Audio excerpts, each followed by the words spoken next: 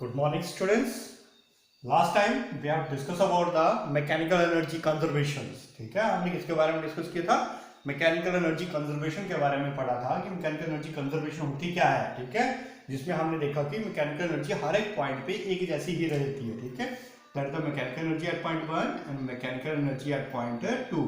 ये हमने प्रूव किया था कि किसी भी पॉइंट के ऊपर अगर आप निकालो तो मैकेनिकल एनर्जी होती है वो कंजर्व्ड ही रहती है, वो एक जैसी कांस्टेंट ही रहेगी. ठीक है, तो ये मैकेनिकल एनर्जी जो होता है वो किसका सम होता था? दैट इज होता kinetic energy plus of potential energy. ठीक है, तो यहाँ पे आज जो हम आर्टिकल करेंगे that is the most important one.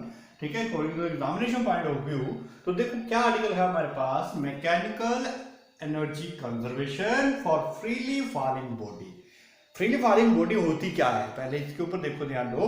Freely falling body यानी कि जब मैंने इस बॉडी को यहाँ से रिलीज किया, हाइट से मैंने इसको ड्रॉप कर दिया, तो जैसे मैंने इसको ड्रॉप किया, this body is under the influence of the single force and that is the gravitational force. ठीक है, यानी कि बॉडी जब आपकी ग्रेविटेशनल फोर्स के अंडर या उसके इन्फ्लुएंस में मूव करेगी, ठीक है, towards the centre of the earth, that kind of the body is called the freely falling body. यानी कि जब मैं इस पेन को ड्रॉप कर रहा हूं तो कुछ टाइम के लिए क्या बन रहा है, फ्रीली फॉल. ठीक है, क्यों? क्योंकि इसको जो वेलोसिटी प्रोवाइड हो रही है वो कौन करवा रहा है, वो एक्सेलरेशन ड्यू टू ग्रेविटी करवा रही है. ठीक है, that's why that kind of the body is called the freely fall body. तो आज हमने यहाँ पे ये प्रूव करना है कि जो फ्रीली फॉलिंग बॉडी के लिए मैकेनिकल एनर्जी जो रहती है वो भी क्या रहती है, कंजर्व्ड रहती है. तो इसको प्रूव करने के लिए मैंने एक बॉल कंसीडर कर ली. ठीक है, एक स्टोन या बॉल कंसीडर कर लिया. ठीक है, हाइट h पर, हाइट पर मैंने उसको पकड़ के रखा हुआ है. ठीक है, फिर जैसे ही मैं उसको ड्रॉप करता हूं तो ball will move with a certain velocity and approaches to the point b. After that certain will move with the certain velocity and approaches to the point c. तो मैंने ये तीन पॉइंट कंसीडर कर लिए. ठीक है, मुझे इन तीनों पॉइंट के ऊपर मैकेनिकल एनर्जी शो करनी है कि यहाँ पे मैकेनिकल एनर्जी वही आएगी जो यहाँ पे आएगी और जो यहाँ पे आएगी. यानी कि तीनों पॉइंट के ऊपर जो मैकेनिकल एनर्जी रहेगी वो क्या रहेगी, एक जैसी ही रहेगी, कोई चेंज नहीं आएगा. ठीक है, तो हम लोगों ने इसको प्रूव करना है. ठीक है, केस 1 में लेते हैं. Case 1 at point A, at point A point के ऊपर हम क्या करेंगे, मैकेनिकल एनर्जी शो करेंगे. Mechanical energy is the sum of the kinetic energy plus potential energy. अब 1 बाय 1 इनकी दोनों की एनर्जी को कैलकुलेट करते हैं. काइनेटिक एनर्जी का एक्सप्रेशन हम लोगों ने किया, कितना होता है 1/2 mv². ठीक है, अब बताओ मेरे को यहाँ पे जब मैं इस बॉडी को यहाँ ए पॉइंट के ऊपर, तो मैंने इस बॉडी को पकड़ के रखा हुआ है, इस तरीके से इस बॉडी को पकड़ के रखा है, तो इसकी वेलोसिटी कितनी है इस टाइम? अरे जीरो है velocity. What is the velocity at this time? That velocity will be equal to the zero. क्यों? क्योंकि बॉडी तो मूव ही नहीं कर रही है पॉइंट के ऊपर. Since b is equal to 0, so kinetic energy कितनी आई at this point? That will be equal to the 0. यानी कि a पॉइंट के ऊपर जो काइनेटिक एनर्जी है वो कितनी है, 0 है. तो पोटेंशियल एनर्जी कितनी होगी? पोटेंशियल एनर्जी का एक्सप्रेशन क्या होता है? ठीक है, that is the work done by the gravity. Gravity जो काम करती है उसके अकॉर्डिंग. तो यहाँ पे पोटेंशियल एनर्जी कितनी होती है? पोटेंशियल एनर्जी का एक्सप्रेशन क्या होता है? That is mgh. ठीक है, क्या होगा पोटेंशियल एनर्जी का एक्सप्रेशन? mgh. ठीक है, और ये किसके अकॉर्डिंग होता है? When the work is done by the gravity, not against the gravity. Against the gravity लोगे तो वो नेगेटिव होगा. Work done by the gravity. ठीक है, हम किसके वर्क डन ले रहे हैं? ग्रेविटी का वर्क डन ले रहे हैं. तो देखो earth is the reference point यहाँ पे है, तो यहाँ से लेके यहाँ तक कितनी हाइट है? h है. ठीक है, तो क्या एक्सप्रेशन बनता था पोटेंशियल एनर्जी के लिए? mg, और हाइट कितनी आ गई? h हाइट आ गई. ठीक है, तो यहाँ पे हम इसके पोटेंशियल मैकेनिकल एनर्जी कैलकुलेट कर लेते हैं. देखो काइनेटिक एनर्जी मैंने निकाली, किसके इक्वल आ गया? 0 के इक्वल. पोटेंशियल एनर्जी कितनी निकाली? mgh. तो mechanical energy at point A will comes out to be mgh. यानी कि ए पॉइंट के ऊपर जो मैकेनिकल एनर्जी मेरे पास बन रही है वो बन रही है mgh. यानी कि पर्टिकुलर बॉल के पास जब मैंने इसको सरफेस से एक हाइट पर पकड़ के रखा हुआ है तो उसके पास टोटल एनर्जी जो कंटेन कर रहा है वो कितनी है? mgh एनर्जी कंटेन कर रहा है. ठीक है, टोटल एनर्जी इसके पास कितनी है? mgh. क्लियर होगी बात ये? अब जैसे ही मैं इस बॉल को रिलीज करूंगा तो मान लो बॉल जो है क्या करेगी, सर्टेन वेलोसिटी के साथ किसके इन्फ्लुएंस में? ग्रेविटी के इन्फ्लुएंस में नीचे की तरफ मूव करेगी. जैसे ही मान लो ये बी पॉइंट पर पहुंचती है तो ए से बी तक इसने कुछ एक सर्टेन डिस्टेंस कवर कर लिया हुआ है। अब मुझे बी पॉइंट के ऊपर मैकेनिकल एनर्जी कैलकुलेट करनी है। कहाँ पे? बी पॉइंट के ऊपर। ए पॉइंट के ऊपर मैंने लिख दी मैकेनिकल एनर्जी mgh, ठीक है। अब बी पॉइंट के ऊपर कैलकुलेट करते हैं हम लोग। बी पॉइंट के ऊपर second point, mechanical energy at point B, kinetic energy at point B and potential energy at point B. Clear है? अब देखो काइनेटिक एनर्जी का expression is the half of the mv²। Clear बात ये। अब देखो यहाँ पे मैं यहाँ पे मान लेता हूँ, क्योंकि वेलोसिटी तो दोनों एक जैसी रहेगी नहीं हर एक पॉइंट पे। अगर मैं इस पेन को भी ड्रॉप कर रहा हूँ तो वेलोसिटी जो हर एक पॉइंट पे एक जैसी नहीं रहेगी। क्यों? क्योंकि लगातार इसकी वेलोसिटी जो वो चेंज होती जाती है। तो यहाँ पे मानो वेलोसिटी 0 थी, तो बी पॉइंट के ऊपर पहुंचती इसकी वेलोसिटी मान लेता हूँ मैं v1 हो गई है। तो ऑब्वियसली काइनेटिक एनर्जी के लिए यहाँ पे मैं क्या लिखूंगा? v1।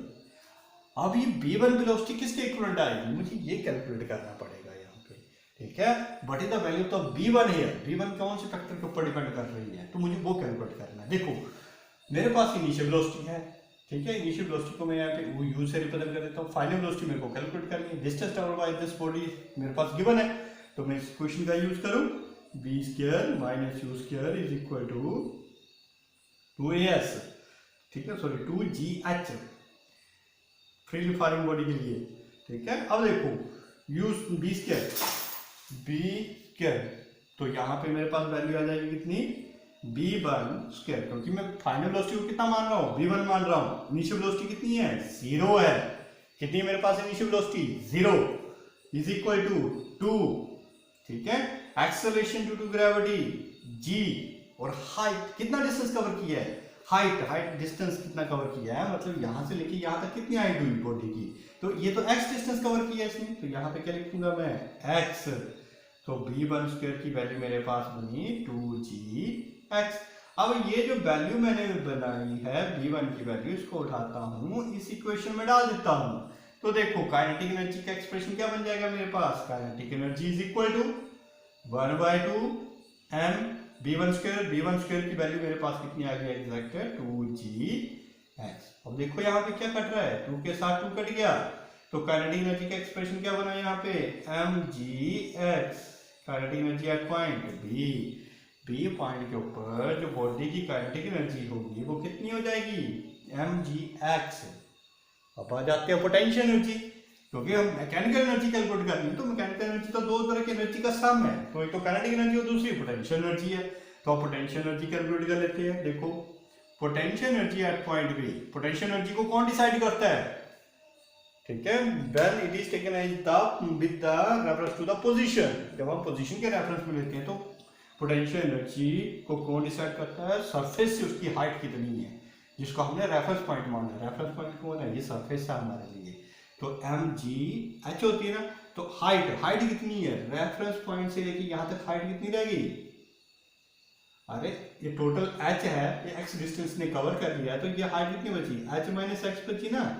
तो यहां से सरफेस से इस बॉडी b पॉइंट की हाइट कितनी रहेगी? h minus x।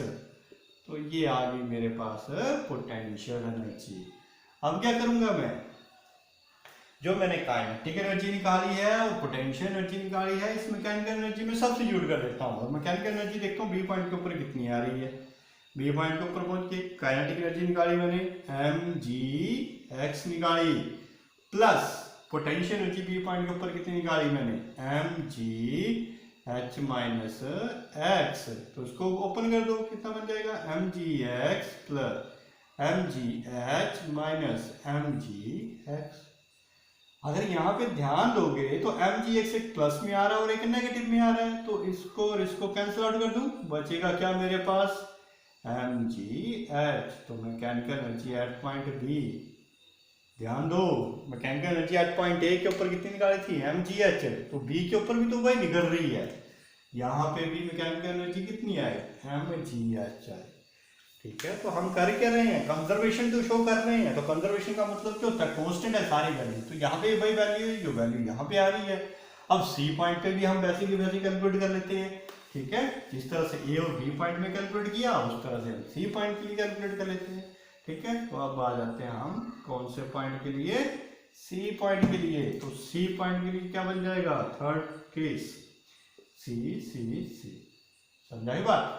Kinetic energy का एक्सप्रेशन निकालो फिर से, कितना होता है 1/2 mv²।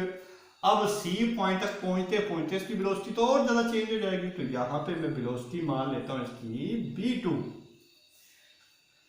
ठीक है, this is not touch the ground, ये टच द ग्राउंड नहीं करेगी, ग्राउंड को टच नहीं करेगी। अगर ग्राउंड को टच करेगी तो उसकी वेलोसिटी 0 होगी, तो हम मैकेनिकल एनर्जी तो कैलकुलेट नहीं कर पाए फिर। ठीक है, क्योंकि कुछ एक एनर्जी जो उसकी, जैसे उसने स्ट्राइक किया सरफेस के साथ, तो उसकी एनर्जी तो डिसिपेट होगी। किस फॉर्म में डिसिपेट होगी? इन the form of the heat energy, क्योंकि जब वो एक स्ट्राइक करेगी तो उस दो ऑब्जेक्ट जब एक दूसरे के साथ स्ट्राइक करते हैं तो हीट प्रोड्यूस करते हैं, as well as the sound produce करते हैं, तो हमारी एनर्जी जो होगी लॉस हो जाएगी वहां पे। ठीक है, अब देखो अगर मैं इस तरह से ताली बजा रहा हूँ, क्लैपिंग कर रहा हूँ, ये साउंड प्रोड्यूस हुई, तो मेरी एनर्जी जो है यहाँ पे क्या हो जाएगी?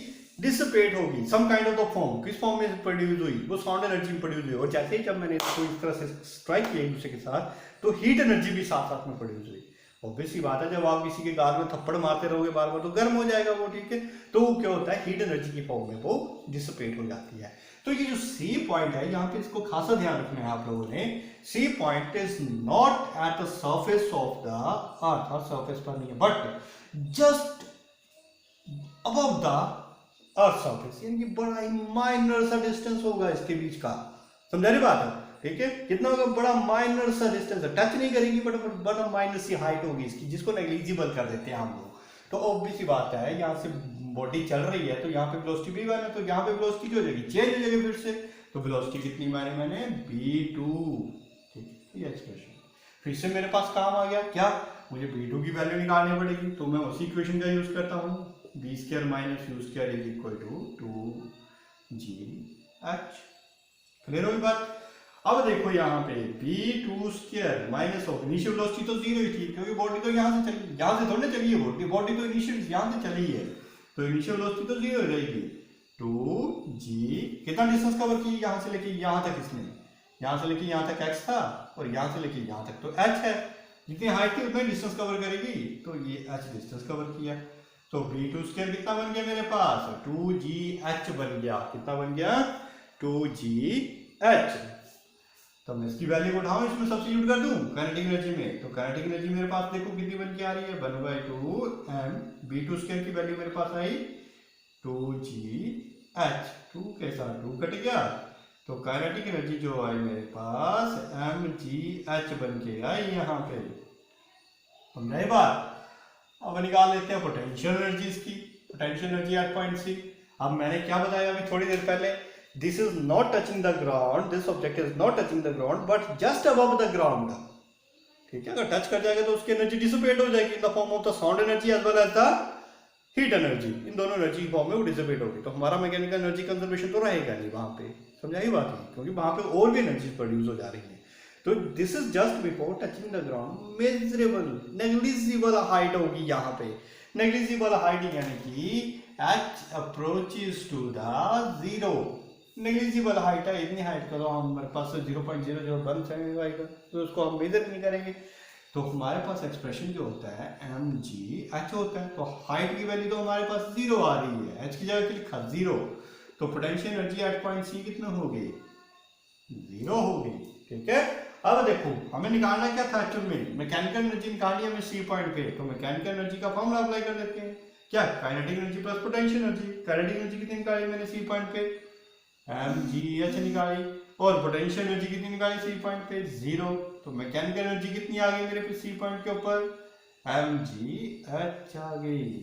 This one is the mechanical energy at point C. तो देखो mgh, अगर मैं इन तीनों के तीनों पॉइंट को असेस करता हूं तो मैं देख रहा हूं कि सारी की सारी एनर्जी तो यहाँ पे कंजर्व्ड है, यानी कि मैकेनिकल एनर्जी जो होगी हर एक पॉइंट पे निकालो आप तो वो तो सेम है, उसमें कोई चेंज नहीं आएगा। ठीक है, तो चेंज क्या हो रहा है? अगर आप यहाँ पे देखोगे, यहाँ पे पोटेंशियल एनर्जी क्या थी? हाई थी।